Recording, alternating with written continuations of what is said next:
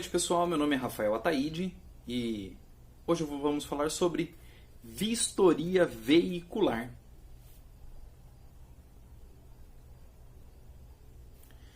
Então, galera, meu nome é Rafael Ataide, como já me apresentei. Eu sou vistoriador veicular aqui em Campo Grande, Mato Grosso do Sul. Também eu tenho um curso de vistoria cautelar, que também faz parte do grupo de vistorias veiculares que são reconhecidas em todo o Brasil. Vamos lá, primeiramente falando sobre vistoria veicular. O que é vistoria veicular? Vistoria veicular é aquela vistoria que é feita quando você faz a aquisição de um novo veículo, tanto veículo zero quanto veículo seminovo. O que acontece? Uma diferença acontece entre o veículo zero, que todo veículo zero ele é feito um cadastro novo, né, que eu digo cadastro novo em relação a é um veículo que não possui placa, então e não possui um código de Renavan. Quando você compra um veículo zero, todas as informações que são de fábrica do veículo vão para um sistema chamado base BIM, que esse sistema de base BIM é uma base de numerações, base de identificação de numeração aqui do Brasil. Essa base BIM, eles geram numerações de Renavan e as numerações de placa para o novo veículo zero. Tanto carro, moto, ônibus, caminhão, enfim. Todo veículo zero que é emplacado no Brasil, ele tem esse cadastro nessa base de numerações. Vamos lá para a vistoria veicular. A vistoria veicular ela é realizada para veículos seminovos também. Os veículos seminovos, quando você adquire de uma outra pessoa, um terceiro, você tem que fazer um confronto dessas numerações com a parte documental para ver se o veículo, se é aquele motor, se é aquela numeração de chassi, condiz com os documentos e placas daquele veículo. Mas é aquela coisa, você se pergunta, mas como que eu vou fazer essa conferência? Essa conferência ela é feita através da vistoria veicular ou vistoria automotiva. Na sua cidade, provavelmente, você tem dois locais que realizam esse tipo de vistoria. Seria a unidade do Detran, Ciretran ou as ECVs ou os GCs, que são empresas terceirizadas que realizam também a aferição dessas numerações e condições do veículo para a rodagem. Porque é só parar para pensar no seguinte, você está comprando um veículo novo, você quer saber se aquele motor pertence àquele veículo, se aquela numeração de chassi ela tem um certo tipo de procedência, se não é um veículo roubado, se não é um veículo adulterado. Então, por isso que é realizada a vistoria veicular, para aferir esses itens. Fora esses itens, tem também os itens de segurança, que seriam a parte de iluminação, que seria a parte elétrica, e também a parte física do veículo, que seria pneus, retrovisores, ferramentas, que seriam ferramentas de segurança, que é step, macaco, triângulo, chave de roda, enfim. Tá, vamos lá. Qual é a ordem a ser realizada? Qual é o segmento? Qual seria a sequência ideal para quando você adquire um veículo? Vamos falar dos veículos seminovos, que os veículos zero, normalmente você tem um encaminhamento direto da concessionária, encaminhamento direto para alguém que realiza a produção desse documento dentro da concessionária. Então é um meio mais fácil de você fazer a documentação desse veículo. Então vamos pular direto para os veículos seminovos. Veículo seminovo vai realizar uma vistoria veicular. Importantíssimo. Primeiro você tem que ter em mãos o recibo do veículo. O que é o recibo? É o CRV, Certificado de Registro Veicular. Esse recibo é aquele que você preenche com os seus dados no verso, reconhece firma das partes tanto do vendedor quanto do comprador. Feito isso no cartório, aí você tem um recibo em mãos para você levar para fazer uma vistoria veicular e dar entrada na transferência do seu veículo. O que acontece? Na maioria das vezes, algumas pessoas perdem esse recibo de venda, que seria o CRV. Então, não adianta só fazer a alegação de venda no cartório ou termo de transferência ou algum documento do tipo. Hoje, no Brasil inteiro, todo mundo tem que ter o CRV, Certificado de Registro Veicular. O certificado de registro veicular, então é como eu disse, ele tem o campo no verso para você preencher com seus dados. E com ele consegue-se fazer a alegação de venda. Então todas as infrações, delitos que forem cometidas com esse veículo após a alegação de venda, estará sob responsabilidade do atual comprador. Mas isso não exime o comprador de realizar a transferência desse veículo.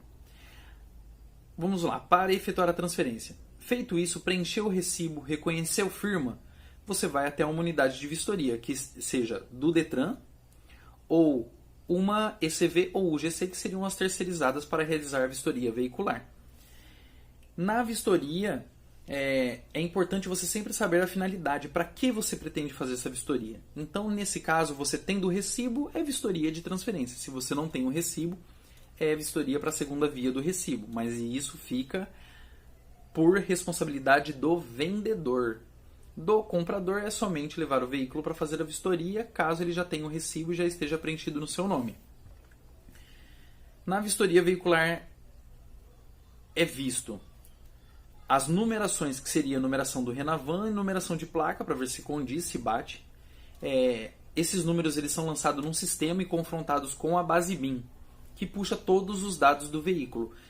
Questão de ano, modelo, fabricação, se aquele veículo, que itens de segurança aquele veículo possui, que itens não possui, que tipo de carroceria é, quantos passageiros tem esse veículo. Tudo isso vem no cadastro da base BIM e também está no documento do veículo. Pode ser o documento também de licenciamento, CRLV, Certificado de Registro de Licenciamento Veicular.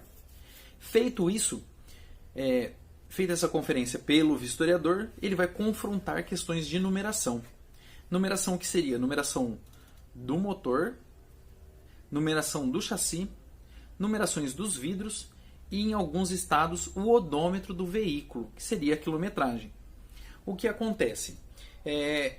Por que é realizado esse tipo de aferição? Imagina você comprar um carro e você descobre que aquele motor não era daquele carro e que aquele chassi era de outro veículo. Estranho, né? Mas algumas vezes acontece sim. Então é por isso que existe a vistoria veicular, para você estar ciente do bem que você está adquirindo, porque é um bem, então é difícil, a pessoa trabalha e precisa comprar consegue comprar o tão almejado carro, tanto ele seminovo, novo, então ele tem que ter essa segurança de que aquele veículo condiz com a parte documental. Então nós vemos as numerações de motor, chassi, vidro, odômetro e as placas. Na questão de chassi, o chassi do veículo ele possui 17 dígitos atualmente. Esses 17 dígitos eles possuem as características que são região onde o veículo foi fabricado, tipo do veículo, a marca do veículo, número de série e a data de fabricação, que seria o ano do veículo. É muito importante vocês saberem onde fica essa numeração do chassi para evitar as corrosões que tem no chassi. Mas num próximo vídeo eu falo sobre corrosão da numeração do chassi. Mas o importante é isso. É você levar o veículo em perfeitas condições para fazer a vistoria veicular. Então, pessoal, falando sobre a parte então que você chega na vistoria veicular para ver se todos os itens do veículo estão em perfeitas condições. Então, na vistoria veicular é aferida então a parte das numerações, numerações de chassi e motor. E fora isso, então, são a parte física dessas numerações. Mas o que vem a ser a parte física da numeração? Toda numeração de chassi e numeração de motor, existe um padrão chamado padrão de gravação.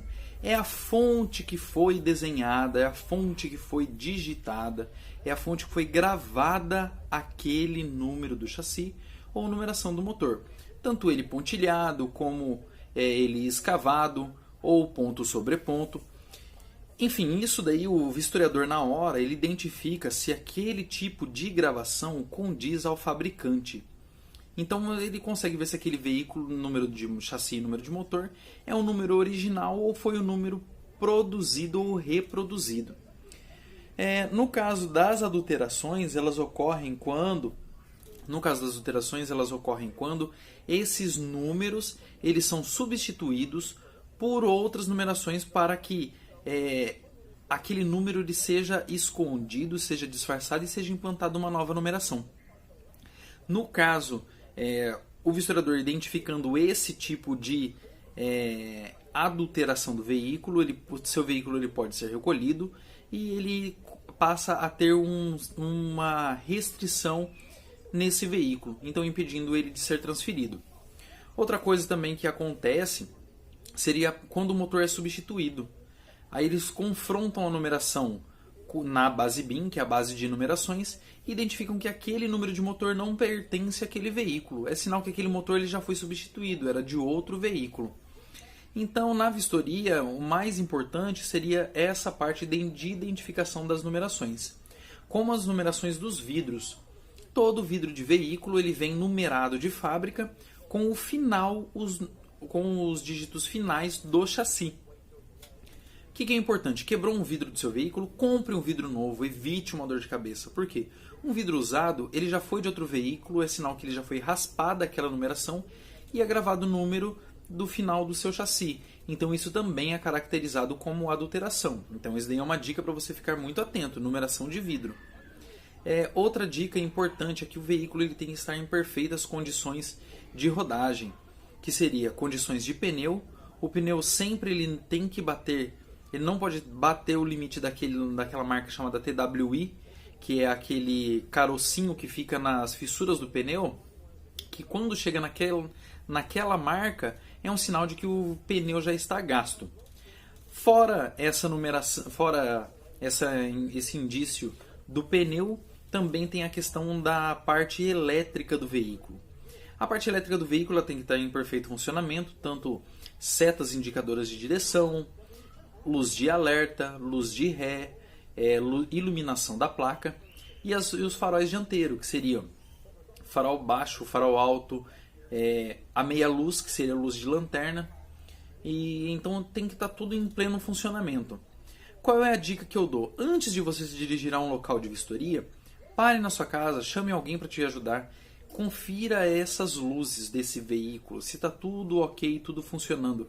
Ah, mas eu estou comprando meu primeiro veículo, eu não entendo onde liga e tal. Então, no momento que você estiver com o vendedor do seu veículo, fala, vamos fazer um teste da parte elétrica, ver se está tudo funcionando, para que você não passe nenhuma dor de cabeça na hora de realizar a vistoria. Lógico que também a vistoria não é um bicho de 7 cabeças, que porque tem uma lâmpada queimada que eles já vão apreender o seu veículo, não. Se tiver algum item que não está de acordo da parte dos itens de segurança, a sua vistoria ela é reprovada, existe um apontamento feito para esse tipo de problema, feito um apontamento, e você arruma o veículo e retorna para refazer a vistoria, né? Na maioria dos casos, essa vistoria ela é sem custo, a vistoria na hora de refazer a vistoria, por algum motivo que tiver que fazer a vistoria, ela ela não é cobrada novamente, ela só é recobrada no caso se você pedir um tipo de vistoria de transferência, sendo que era uma vistoria para a segunda via, ou vice-versa. Mas na maioria dos casos, o que acontece é mais problemas corriqueiros, parte elétrica, lâmpada que queima, um farol, um esguicho de água que não está jogando água no para-brisa. Então isso é comum de qualquer veículo. Até mesmo os veículos zero, até ele ser encaminhado para um Detran para fazer a primeira vistoria dele, que é feita o decalque do chassi do motor, ele pode acontecer esse tipo de problema.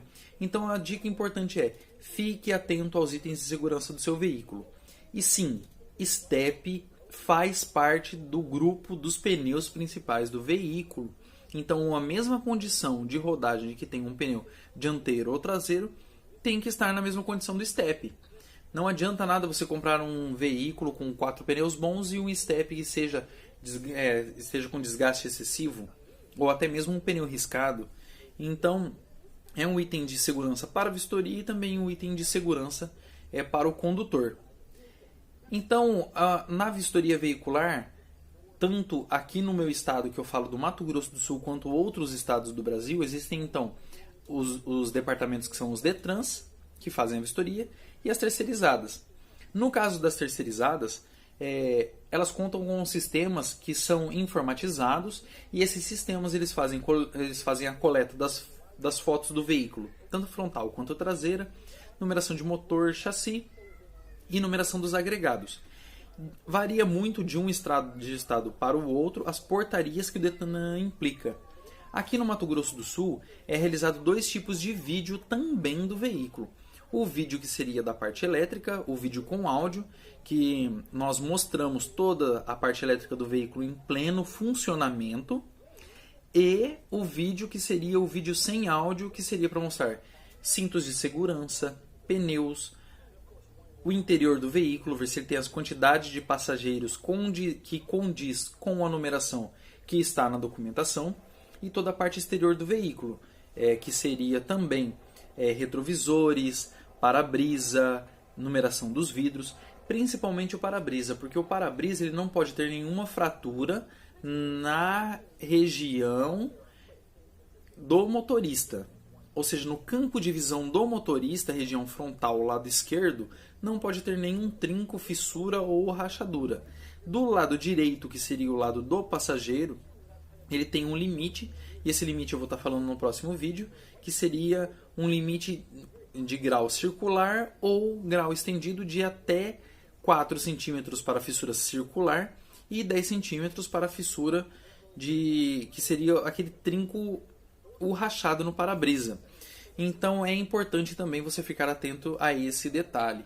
Então todo veículo ele tem que estar em pleno funcionamento. E caso você tenha alguma dúvida, nada impede de você tirar essa dúvida com quem você está comprando o veículo. Olha, o meu veículo, eu estou comprando um veículo, nunca tive um veículo antes. Então eu gostaria de saber se todos os itens dele está correto. E uma outra dúvida que surge também é em relação às motos. Hoje no Brasil, existe a capacidade, sempre existiu na verdade, a capacidade de passageiros na moto. Essas motos que seriam custom shoppers, que seriam os modelos da Harley Davidson, Indian, ou essas motos off-road, vamos dizer assim. Essas motos, elas possuem 2 passageiros no documento.